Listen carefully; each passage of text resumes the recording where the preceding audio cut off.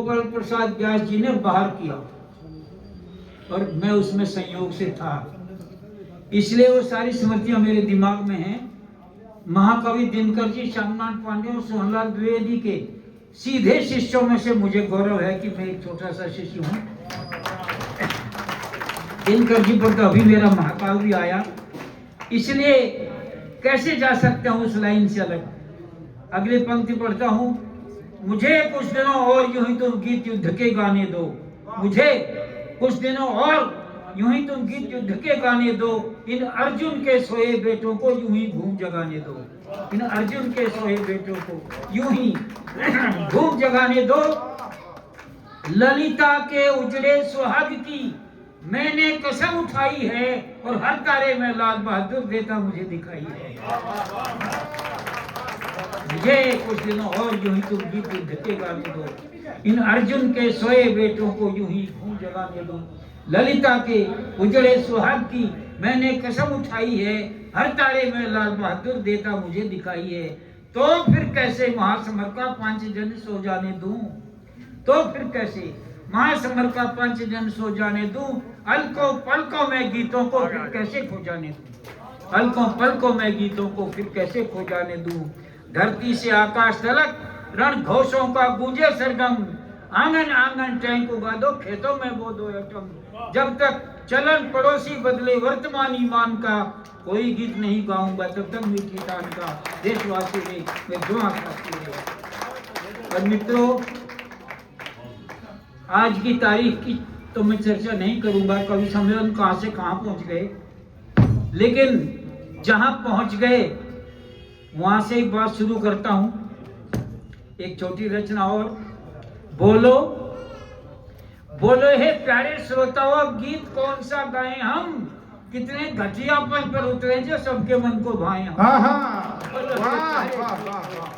गीत कौन सा गाएं हम, कितने घटियापन पर उतरे जो सबके मन को भाए हम। कुल वधुओं के सपने लेकर कविता आ गई सभाओं में। कविता कैसे आई थी? कुल वधुओं के सपने लेकर कविता आ गई सभाओं में, लेकिन मुजरे वाली बाई समझा हर तरफ निगाहों ने, लेकिन मुजरे वाली बाई समझा हर तरफ निगाहों ने। कविता को तुलसी ने था आशीष दिया, आश्वासन सूर कबीरा ने, ये तुलसी वाला देश सखी समझाया इसको मीरा ने। वाह! ये तुलसी वाला देश सखी समझाया इसको मीरा ने, लेकिन अनुभव कुछ और रहा। हर दिशा फुहड़ माहौल मिला, लफाजी और चुटकुलों का मंचों पर ज्यादा मोल मिला। वाह वाह वाह! लेकिन अनुभव कुछ और रहा। हर दिशा फुहड़ माहौल मिला, लफाजी और चुटकुलों का मंचों पर ज्यादा मोल मिला। खुदकशी तलक तैयार हुई, कैसे इसको समझाएं हम। बोलो हे प्यारे श्रोता हो, अब गीत कौन सा गाएं हम, कितने घटियापन पर सबके मन को भाए हम। बहुत अच्छे। ये दोहरे अर्थों वाली भाषा, ये नौटंकी नाटकबाजी, क्या बात। ये दोहरे अर्थों वाली भाषा, ये नौटंकी नाटकबाजी आसानी से कर सकते हैं हम भी हल्की भाषणबाजी। क्या बात। आसानी से कर सकते हैं हम भी हल्की भाषणबाजी, लेकिन पर हमें रोकती परंपरा दिनकर प्रसाद और बच्चन की, पर हमें रोकती परंपरा दिनकर प्रसाद और बच्चन की। वो गीत महादेवी वाले, भविता सुमित्रा नंदन की, संस्कार भवानी भाई के, उज्ज्वलता जौहर ज्वाला की, और हर बार टोक देती मुझको वो पावन कसम निराला। वो पावन कसम निराला। सीने पर धरकर हाथ कहो, सीने पर धरकर हाथ कहो, क्या इन सबको ठुकराएं हम, फिर कितने घटियापन पर उतरे जो सबके मन को भाए हम। बोलो हे प्यारे श्रोता हो, अब गीत कौन सा गाएं हम। और मित्रों, अलग अलग दृश्यों की चीजें ध्यान में आएंगी। आजकल बहुत ज्यादा जोर है वंदे मातरम का।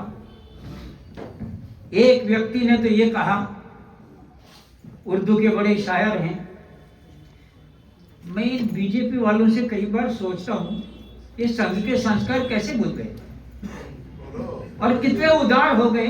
अटल जी ने और इन बीजेपी वालों ने दो तीन ऐसे लोगों को, क्या कर दूं, कर दूं, पीछे बैनर नहीं आ रहा, पीछे से जैसा निर्देश था। 2-3 लोगों को पद्मश्री दी गई और बड़े पुरस्कार दिए, उन्होंने वापस कर दिए। आपने क्या सोच के दिए थे? ये सोच करके हम भी धर्मनिरपेक्ष कहलाएंगे? जिनको दिया, जिनको राज्यसभा में भेजा, वो तो आपकी हुई नहीं। उनके पति ने कल परसों ही कहा है, उनसे कहा गया वंदे मातरम गाओगे? बोले आरएसएस वाले कहेंगे तो नहीं गाऊंगा, लेकिन देश कह देगा तो गा दूंगा। ये क्या तरीका हुआ? इतनी नफरत। इसलिए बोल रहा हूं, एक ने ये भी कहा मेरे गले पर छुरी रख दो तो भी भारत मां की जय नहीं बोलूंगा। हम कहते हैं, यहीं से शुरू करते हैं, भारत माता की जय सुनकर जिसकी छाती फट जाती हो। वाह। भारत माता की जय सुनकर जिसकी छाती फट जाती हो, या वंदे मातरम गाने से जिसकी वाणी कतराती हो, गंगा जल के छू जाने से जिसका ईमान टूटता हो, और दिवाली की झिलमिल में भी जो पागल बख्श कूदता हो, इस जनता की अदालत में बोलो गद्दार नहीं तो क्या होगा, वो मूर्ख मौत का सीधा ही हकदार नहीं तो क्या होगा। भारत माता। मिट गए मुगलिया खानदान इस नारे से टकराने में, मिट गए मुगलिया खानदान इस नारे से टकराने में, अंग्रेज गंवा कर गए मान इस नारे से टकराने में, हो गया हलाकू तक हलाक इस नारे से टकराने में, फिर नाक कटा कर गया पाक इस नारे से टकराने में।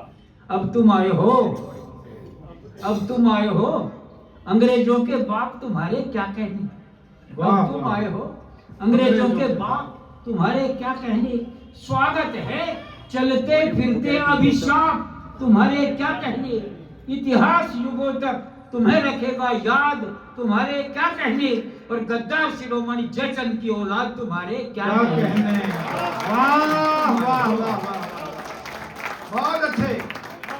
अब तुम आए हो, अंग्रेजों के बाप तुम्हारे क्या कहने। स्वागत है चलते फिरते अभिशाप तुम्हारे क्या कहने। इतिहास युगों तक तुम्हें रखेगा याद तुम्हारे क्या कहने, और गद्दार शिरोमणि जयचंद की औलाद तुम्हारे क्या कहने। ऐसा बेटा अपने कुल का अंगार नहीं तो क्या होगा, वो मूर्ख मौत का सीधा ही हकदार नहीं तो क्या होगा। भारत माता की जय सुनकर जिसकी छाती फट जाती हो। वाह वाह। और देखिए, ये चाहते हैं हम तो इस घर को अपना घर समझें, देश इस घर को अपना घर समझें, इसकी सेवा में प्राण तजें, तो कोई फर्क नहीं पड़ता हम खुदा रटे या राम भजें। वाह वाह वाह वाह। घर को अपना घर समझें, बहुत इसकी अच्छी सेवा में प्राण तजें, तो कोई फर्क नहीं पड़ता हम खुदा रटे या राम भजें। लेकिन जो घर में रहकर भी घर से गद्दारी करते हैं, लेकिन जो घर में रहकर भी घर से गद्दारी करते हैं, ऊपर से सब कुछ ठीक ठाक। ये बाबूराम तोमर जी हैं, कासिमपुर खेड़ी बाबूराम तोमर, इतना ही पता पर्याप्त है। लेकिन जो घर में रहकर भी घर से गद्दारी करते हैं, ऊपर से सब कुछ ठीक ठाक, मन में मक्कारी रखते हैं, उन रंगे सियारों का चेहरा सबको दिखलाना ही होगा। यमलोक पहुंचती जो गाड़ी उसमें बैठाना है। वाह वाह वाह। तेरा तालियां कम है, मैंने कहा कि वो सबको दिखलाना 90 साल की उम्र में कविता सुना रहे, आप 30 साल की उम्र में तालियां नहीं बजा पा रहे। जरा हाथ उठाकर तालियां बजाओ जरा।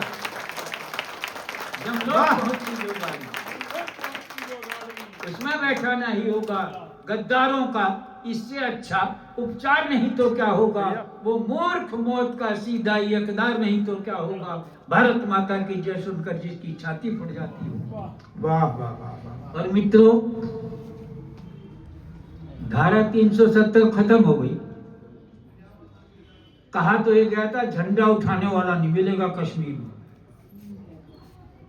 वहां तो कुछ नहीं हुआ। पत्थरबाज कहीं दुबक गए, अचानक शांति हो गई, तिरंगा भी फैल गया लाल चौक पर, उसमें भी कोई दिक्कत नहीं आई। उस पर भी एक टिप्पणी करता हूं। क्या हुआ, जिन कश्मीर की स्थिति देखिएगा, और वहाँ के क्या क्या परिस्थितियां थी।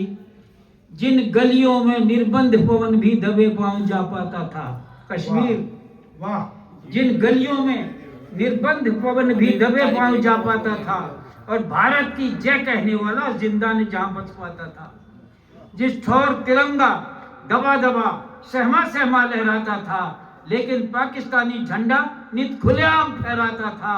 लो हमने जिद पूरी कर दी काली धारा हटवाने की, अगली बारी पीओके पर अपना झंडा लहराने की। तो हमने जिद पूरी कर दी काली धारा हटवाने की। बहुत बड़ा। क्या क्या हुआ? कुछ चिर परिचित उल्लू चौके, ये पाखंडी आयोजन है। कुछ चिर परिचित उल्लू चौके, ये पाखंडी आयोजन है। कुछ ग्राम सिंह जमकर भौंके, दंगों को खुला निमंत्रण है। ग्राम सिंह कुत्ते को कहते हैं, मैंने नहीं बनाया ये शब्द। कुछ ग्राम सिंह जमकर भौंके, दंगों को खुला निमंत्रण है। कुछ चिड़ी मार हुंकार उठे, इस यात्रा पर प्रतिबंध धरो। कुछ चिड़ी मार हुंकार उठे, इस यात्रा पर प्रतिबंध धरो। कुछ गीदड़ खम फटकार उठे, इन सबको पकड़ो बंद करो। वाह, तिरंगा फहरा। कुछ नए शब्द देखिए, कुछ चोटीधारी मुगल, वाह वाह वाह, कुछ चोटीधारी मुगल कहीं चीखे कि गजब हो जाएगा, कश्मीर अलग हो सकता है, गृह युद्ध शुरू हो जाएगा। लेकिन जब शिव तांडवरत हो, क्या कीमत गाल बजाने की। लो हमने जिद पूरी कर दी उस लाल चौक पर। वाह, बहुत अच्छे। हर दिशा देश की पूछ रही इन दंड कमंडल वालों से, हर दिशा देश की पूछ रही इन दंड कमंडल वालों से, ये ध्वजा देश की पूछ रही इन कपटी कुटिल कुचालों से, इतिहास देश का पूछ रहा बाबर के धर्म पिताओं से, और आकाश देश का पूछ रहा इन बेडरूम योद्धाओं से। वाह वाह वाह, क्या भाषा है। वाह वाह वाह वाह वाह। आकाश देश का पूछ रहा इन बेडरूम योद्धाओं से, इतिहास देश का पूछ रहा बाबर के धर्म पिताओं से। क्यों हिम्मत नहीं जुटा पाए? किसने तुमको रोका बोलो गद्दारों से टकराने से? और किसने रोका था लाल चौक पर झंडा लेकर जाने से? किसने तुमको रोका बोलो गद्दारों से टकराने से? तो किसने रोका था लाल चौक पर झंडा लेकर जाने से? क्यों हिम्मत नहीं जुटा पाए फर पर उसको फहराने की? तो हमने जिद पूरी कर दी पूरी धारा हटवाने की, अगली बारी पीओ के बराबर झंडा लहराने की। मित्रों, मुरली मनोहर जोशी जी से मैंने कहा था, अभी 2-3 दिन पहले भी मिले थे वो, जैसा इन्होंने कहा यहीं जबलपुर में मिले थे वो। मैंने कहा आप भी गए थे एक यात्रा लेकर, आप भी झंडा फहरा के आए थे ना लाल चौक पे, पर आप ये नहीं बता सके फायदा क्या हुआ। आपकी पार्टी भी नहीं बता सकी उस झंडा फहराने का फायदा क्या हुआ। हम कवियों का कर्तव्य है उसका भाष्य करें। कमाल पंक्तियां, वाह। और इन पंक्तियों को नाम तो नहीं लूंगा, बहुत बड़े प्रसिद्ध कवियों ने चुराया और टीवी पर भी आ गई और मुझे भी फोन आते रहे। मैंने कहा रे बेटा मेरा नाम वाम ले दिया करो तो ठीक रहेगा। उनकी पंक्ति है, वही अमर पंक्ति सुनाता हूँ। क्या हुआ झंडा फहराने से? अल्लाह ये धारा हटवाने से क्या फायदा हुआ? वाह वाह, कुछ देश भक्ति के मंत्र वहां हमने जाकर पहुंचे तो हैं। वाह वाह, कुछ देश भक्ति के मंत्र वहां हमने जाकर पहुंचे तो हैं। हम देशद्रोह के विषधर के फन पर चढ़कर नाचे तो। आहा, वाह वाह वाह वाह। देश भक्ति के मंत्र वहां हमने जाकर पहुंचे तो हैं। हम देशद्रोह के विषधर के फन पर चढ़कर नाचे तो हैं। आतंकवाद के अंधड़ को आगे बढ़ ललकारा तो है, हल्का ही सही तमाचा पर उसके मुंह पर मारा तो है। वाह वाह वाह वाह, देश भक्ति के मंत्र क्या बात है। हल्का ही सही तमाचा पर उसके मुंह पर मारा तो है। हम वाह वाह देशद्रोह वाह के वाह। विषधर के फन पर चढ़कर नाचे तो हैं। आतंकवाद के अंधड़ को आगे बढ़ ललकारा तो है, हल्का ही सही तमाचा पर उसके मुंह पर मारा तो है। हम अच्छे ही कहलाएंगे उन कायर कफन खसोटों से। हम अच्छे ही कहलाएंगे इन कायर कफन खसोटों से जो माँ की नंगी छाती पर बाजार सजाते वोटों के। हम अच्छे ही कहलाएंगे। उन कायर कफन खसोटों से जो माँ की नंगी छाती पर बाजार सजाते वोटों के, हमको प्रभु का आशीष मिला, उनको दुत्कार जमाने की, तो हमने जिद पूरी कर दी काली धारा हटवाने की। अगली बार और मित्रों, एक सत्य घटना पर ही आधारित है। गुरुजी 100 साल जीने की जिद भी पूरी करनी है। खैर, ये तो ऊपर वाला बताएगा क्या करना है क्या नहीं। मेरी बुढ़िया अगर जिंदा रह जाए तो मैं भी रह जाऊं। उसके बिना नहीं, उनके बिना नहीं रह सकता। खैर, एक पंक्ति बता देता हूं। मेरे सौभाग्य रहा, मेरी पत्नी ने प्रयाग विद्यापीठ से सारी शिक्षा ली और उनके प्रमाण पत्रों पर महादेवी वर्मा जी के हस्ताक्षर है। मैंने उन्हें जड़वा कर रख रखा है सुरक्षित कि महादेव वर्मा के हस्ताक्षर उनकी डिग्रियों पर है। ये तो एक सौभाग्य रहा। मैं एक ऐसी रचना पढ़ रहा हूं मित्रों, और ये सत्य है। विजया राजे सिंधिया जी उस समय जीवित थी, वो तो महारानी थी। उन्होंने 2 दिन तक अपने महलों में कृष्ण मित्र जी को और मुझे रखा, और संस्कार भारती का एक कार्यक्रम उन महलों में ही हुआ था। वो नाला देखा था मैंने जहां लक्ष्मीबाई का घोड़ा पार नहीं कर सका, घोड़ा आड़ा नया घोड़ा था। ये कमाल का। और मैं उस समाधि पर बैठकर ही लिखा था। प्रवीण उस दिन वहां थे। वो गीत उस दिन वहीं लिखा गया, वहीं पढ़ा गया और प्रसिद्ध हो गया। मेरे 2 मित्रों का तो मुझे पता ही, जिन्होंने 2-3 लाइन बदल कर ये कविता ही लिख ली और गाते फिरते देश भर में। अब मैं चुपचाप देखता रहता हूँ, इसलिए मुझे असंख्य बार ये पढ़नी पड़ी। और मैं तो जानता नहीं फेसबुक को डालना, बच्चों ने डाल दी तो पता तो यार हमारे पिताजी की कविताएं चुराते क्यों। मैं सोच रहा ये विषय नया है। और एक जानकारी छोटी सी और, लक्ष्मीबाई जी का अंतिम संस्कार जिन्होंने किया था, बाबा गंगादास, वो आपके यहीं के थे, हापुड़ के पास के, रसूलपुर के थे, रसूलपुर। और आज भी वहां कुटिया पक्की बना दी गई। अब तो वो बाबा से आशीर्वाद लेने लक्ष्मीबाई आया करती थी। लक्ष्मीबाई युद्ध करते समय गोली लगी, एक आंख बाहर आ गई। अभी मैंने नई रचना उस पर लिखी है, वो आंख लटकी हुई ऐसी लग रही थी जैसे नीलम लटक रहा हो। अभी नई रचना मेरी आई।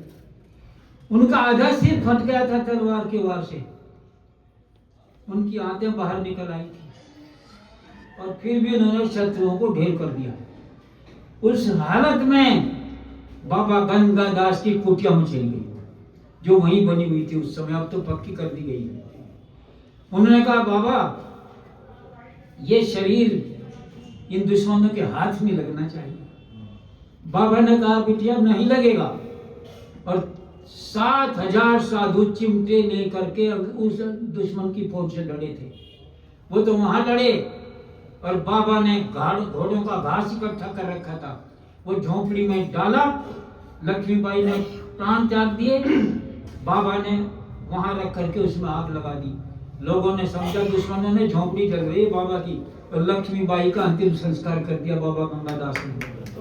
ये बात वहां एक नाटक होता है उनके बलिदान दिवस पर, मुझे ठीक ठीक याद है। तो विनीत वहां 19 बार जा चुका है, लगातार बुलाते रहे, वो मुझे भी 2-4 बार बुलाया गया।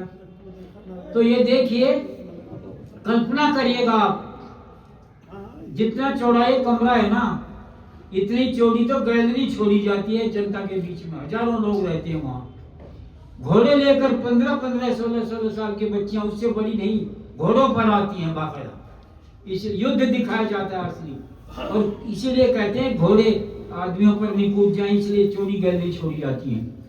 बाकायदा युद्ध होता है। लक्ष्मीबाई के रंग बिरंगे कपड़े दिखाए जाते हैं वहां, उनके शस्त्र दिखाए जाते हैं, इन्हें लेकर लड़ी थी लक्ष्मीबाई। मैंने सोचा अगर वो घोड़ा पार कर गया होता इस नाले को तो कितना बढ़िया होता, लेकिन वो घोड़ा भी पार नहीं कर पाया।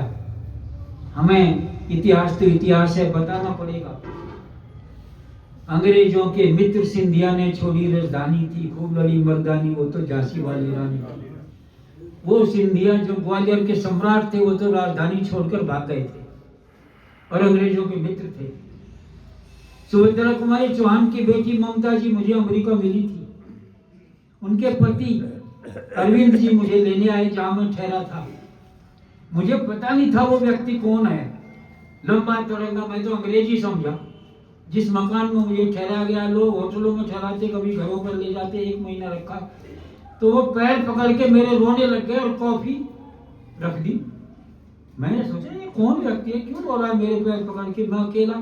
और ये कुमार विश्वास पहले विदेश गया, अब तो बहुत बड़ी चीज हो गया, मेरा बिगड़ैल चेला है वो, पक्का मित्र, मेरे बेटे से भी ज्यादा प्रिय है। और जब भी राठी गए, जिन्हें दंगल फिल्म में प्रोफेसर का रोल अदा किया, इन दोनों को मैं लेके गया था उस समय अमेरिका। अब तो वे ले जाए मुझे, इतने बड़े हो गए। तो वहाँ जो उनकी ममता जी मिली, यूनिवर्सिटी में पढ़ाती हैं वो, वहाँ अपने घर ले गई। उन्होंने कहा वो खाने पीने में शामिल नहीं होते। वहाँ प्रेमचंद जी की नवासी मिली उसी घर में। कितना बड़ा सौभाग्य था अमेरिका में हम लोगों का। तो मैंने कहा बिटिया ममता, अगर जो है मेरा बेटा आ गया ना तेरे घर अमेरिका, तो रुमाल में तेरे घर की मिट्टी बांध के अलवर ले जाएगा कि सुभद्रा कुमारी चौहान की बेटी के घर की मिट्टी है। इसलिए मैं तो तुमसे ये बात करूंगा, खाना पीना ये करते रहे जो कुछ भी करना है। तो ये तो मैंने प्रसंगवश बताया। तो उस समाधि पर ही ये रचना मैंने लिखी थी बैठ करके। और वो घोड़ा भी ग्वालियर का ही था। राजा ने धोखा दिया तो घोड़े ने भी धोखा दिया। यहाँ से सुनिएगा उस रचना को। बहुत अच्छे, स्वागत। ओ घोड़े समर भवानी के, लक्ष्मीबाई मर्दानी के, तू चूक गया लिखते लिखते कुछ पन्ने अमर कहानी के। ओ घोड़े जरा तालियां होनी चाहिए, अद्भुत पंक्ति है। ओ घोड़े, इस विषय पर देश में किसी और ने नहीं लिखा है, वे आप सुन रहे हैं। घोड़े समर भवानी के, लक्ष्मीबाई मर्दानी के, तू चूक गया लिखते लिखते कुछ पन्ने अमर कहानी के। तू एक उछाल हुमक भरता, ना लेके पार उतर जाता। घोड़े बस इतना कर जाता, चाहे अगले पर मर जाता। तो घोड़े समर भवानी के, लक्ष्मीबाई मर्दानी के। क्या उस दिन तेरी काठी पर असवार सिर्फ महारानी थी? क्या वो केवल महारानी पर थी? वाह वाह वाह वाह, और भी थी वो। वाह वाह। क्या उस दिन तेरी काठी पर असवार सिर्फ महारानी थी? क्या अपना बेटा लिए पीठ पर केवल झांसी की रानी थी? क्या अपना बेटा लिए पीठ पर केवल झांसी की रानी थी? हे अश्रु काश समझा होता, भारत का भाग्य पीठ पर था। ये अश्रु काश समझा होता, भारत का भाग्य पीठ पर था। वो घोड़े तू समझा होता, भावी इतिहास पीठ पर था। वाह वाह वाह, भावी इतिहास पीठ पर था। साकार क्रांति सचमुच उस दिन तुझ पर कर रही सवारी थी। साकार क्रांति सचमुच उस दिन तुझ पर कर रही सवारी थी। ये अश्व काश समझा होता, वो घड़ी युगों पर भारी थी। अश्व काश समझा होता, वो घड़ी युगों पर भारी थी। भूचाल चाल में भर लेता, कर अपना नाम अमर जाता। घोड़े बस इतना कर जाता, ना लेके पार उतर जाता, चाहे अगले पल मर जाता। तो घोड़े समर भवानी की, लक्ष्मीबाई मर्दानी की। देखिए इसी की अगली पंक्ति पढ़ रहा हूं। जो होना था, हे अश्व काश उस दिन तूने चेतक को याद किया होता। हे अश्व, हम लोग भावुक लोग हैं। एक ही बस जाती थी आज से 40-50 साल पहले। मैं और पत्नी गए थे और कहा कि समाधि को देखेंगे चेतक की। कंडक्टर ने कहा जी 2 मिनट रोक सकते हैं। मैं और पत्नी वहीं रुक गए। बस 3 घंटे बाद आती थी। हम 7 किलोमीटर पैदल चले और हल्दी घाटी की 1-1 किलो मिट्टी पल्लू में बांध रहे जो अंदर रखी हुई है। हम ऐसे लोग हैं। तो इसलिए बोल रहा हूं यश काश उस दिन तूने चेतक को याद किया होता, नाले पर ठिठके पाँव में थोड़ा उन्माद भरा होता। चेतक भी यूं ही ठिठका था, दोनों में समानता भी है, अलग बात भी है। चेतक भी यूं ही ठिठका था, राणा सरदार पीठ पर था लहू लुहान थका हरा मेवाड़ी ताज पीठ पर था। लेकिन नाले के पार कूदने तक चेतक ने सांस नहीं तोड़ी। चेतक की एक टांग कट गई थी, 3 टांगों से कूदा था, लेकिन नाले के पार कूदने तक चेतक ने सांस नहीं तोड़ी। स्वामी का साथ नहीं छोड़ा, मेवाड़ी आन नहीं तोड़ा। स्वामी का साथ नहीं छोड़ा, मेवाड़ी आन नहीं तोड़ी। तेरे उस एक फैसले से भारत का भाग्य बदल जाता। घोड़े बस इतना कर जाता, नाले के पार उतर जाता, चाहे अगले पल मर जाता। वो घोड़े समर भवानी के। इसका अंतिम अंश देखिए, जो होना था हो गया, मगर वो चुभन आज तक मन में है। वाह! जो होना था हो गया, मगर वो कसक आज तक मन में है। तेरी उस झिझकन ठिठकन की वो चुभन आज तक मन में है। ए नाले तू ही कुछ करता।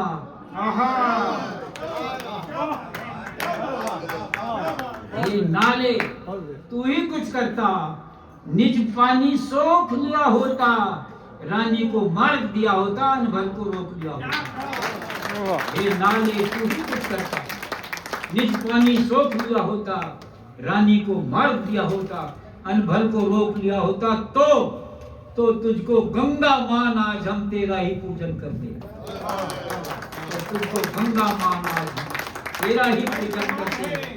और एक बार तालियां हाथ उठा के बताइए। नाले तू ही कुछ करता, निज पानी सोख लिया होता, रानी को मार्ग दिया होता, अनभर को रोक लिया होता। तो तुझको गंगा मान आज हम तेरा ही पूजन करते। तेरे जल के छींटे लेकर हम अपने तन पावन करते। तेरे जल के छींटे लेकर हम अपने तन पावन करते। पल भर के एक फैसले से भावी का लेख बदल जाता। घोड़े बस इतना कर जाता, नाली के पार उतर जाता, चाहे अगले पल मर जाता। तो घोड़े समझ भवानी की, लक्ष्मी बाई मर्दानी की।